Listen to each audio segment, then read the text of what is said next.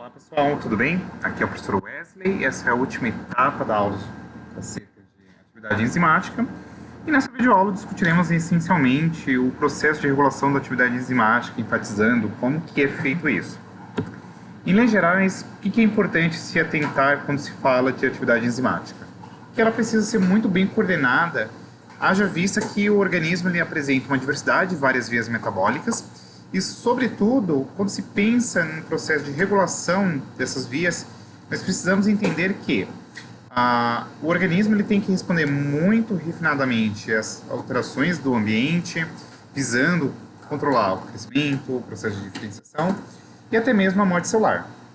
E para que tudo isso aconteça de maneira muito refinada, ou melhor dizendo, para que isso aconteça de maneira bastante harmoniosa, é necessário que a atividade enzimática seja regulada.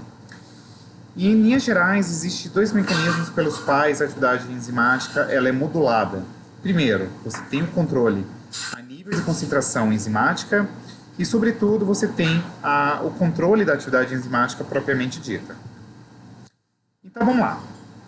O controle da concentração de enzimas, essencialmente, está atrelado aí com todo o controle da atividade celular visando regular as velocidades tanto de síntese quanto de degradação das enzimas. E é importante trazermos aqui na nossa discussão que este processo de controle de concentração enzimática é um mecanismo de regulação a longo prazo, isto é, esse processo ele vai se dar aí em horas e dias. Então vamos lá, o número de moléculas de enzima é dado pelo número de moléculas de enzimas sintetizadas dividido aí pelo número de enzimas degradadas. Então, nesse sentido, a gente precisa fazer uma pequena comparação acerca do número de enzimas que são sintetizadas versus aquilo que é degradado. Então, vamos lá. Se você tem uma velocidade de síntese maior do que a velocidade de degradação, você vai ter um número de enzimas ali disponível no ambiente intracelular muito grande. Em contrapartida, se a tua velocidade de síntese ela for menor do que a tua atividade de degradação, isso acarreta aí numa diminuição do número de enzimas. Então, o primeiro módulo que a gente pode ter aqui para regular a atividade enzimática é concentrando-se aí o número de enzimas. Claro que a gente precisa entender que esse processo ele é um pouco mais tardio, né? E para que a gente consiga fazer isso aqui de maneira muito mais apurada, nós temos aqui o mecanismo de controle da própria atividade da enzima.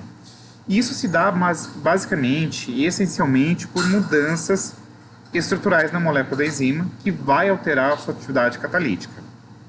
Então, como que funcionaria isso aqui de maneira muito simples? A ideia é que a ligação de uma enzima a um determinado composto pode levar tanto ao aumento quanto à diminuição da velocidade catalítica. E esse processo ele pode ser aqui descrito como um mecanismo de regulação a curto prazo. Então, isso acontece aí em cerca de milissegundos, segundos, minutos.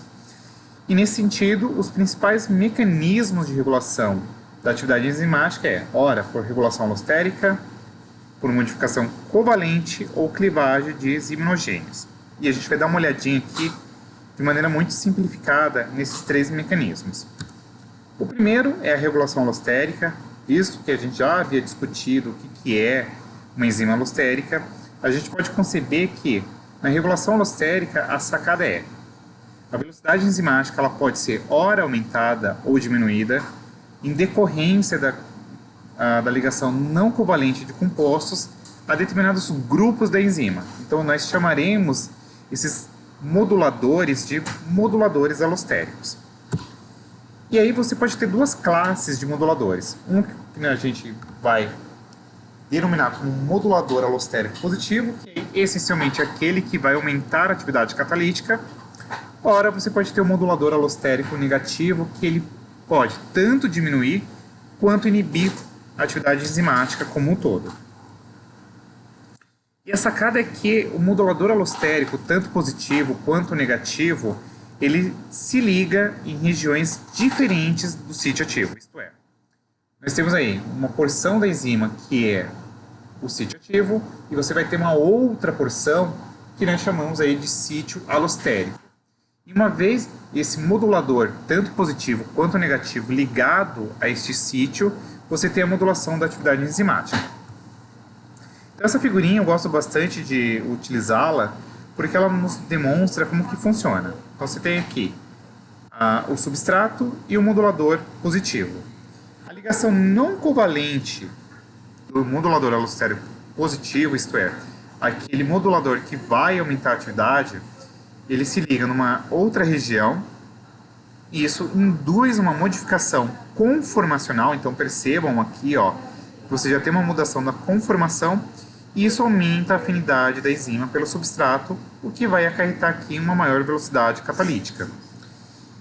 E aí o que é importante que vocês se atenham, e essa figurinha é bastante interessante, é que geralmente o sítio de ligação a esse modulador alostérico ele se encontra numa subunidade proteica que difere da subunidade aonde se localiza o sítio ativo. Então, entendam que a sacada é que a subunidade catalítica difere-se da subunidade regulatória.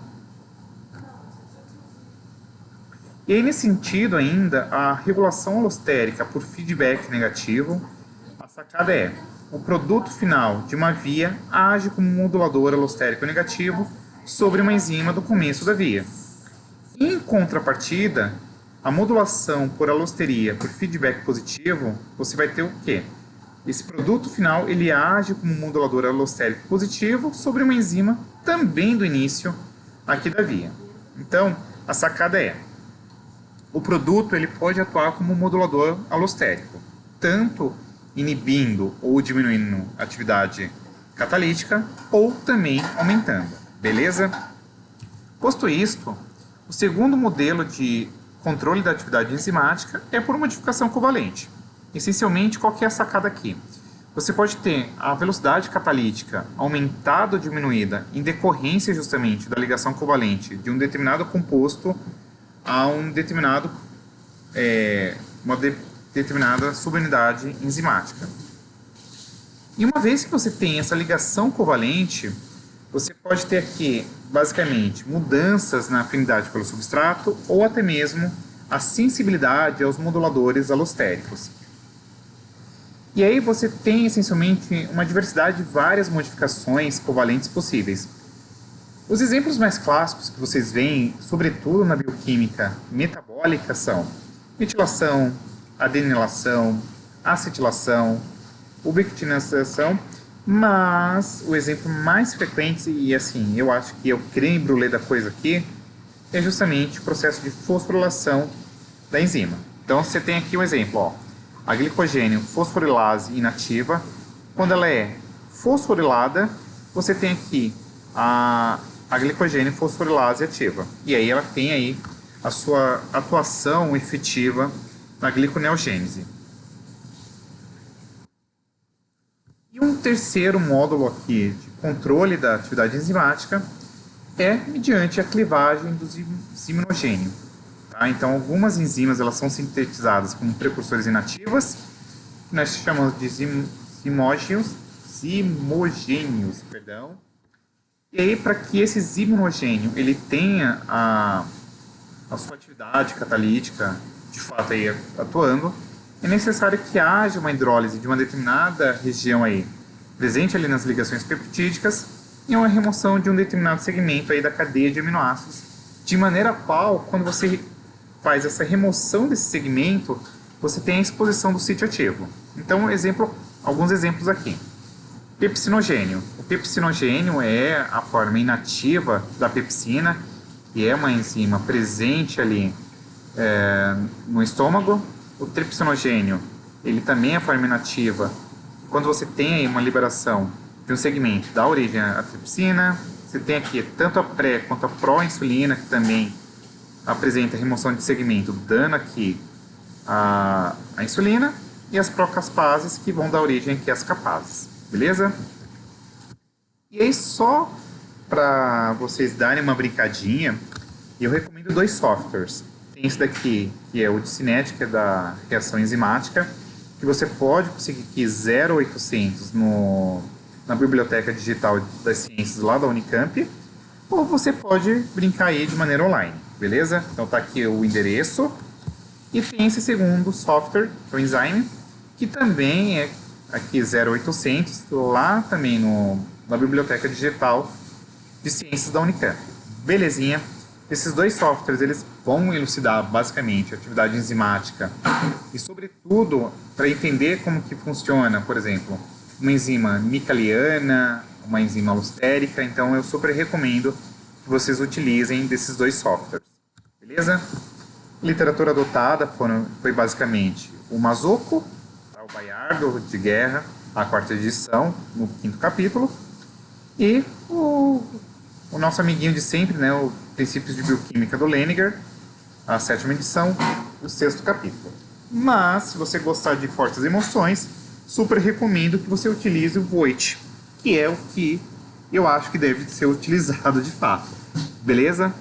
E é isso. No próximo módulo, a gente começa a discutir aí com mais detalhes a parte de metabolismo energético propriamente dito, passando aí pelo metabolismo de carboidratos, posterior o metabolismo de lipídios e aminoácidos. Beleza? Um super abraço e até a próxima. Fui!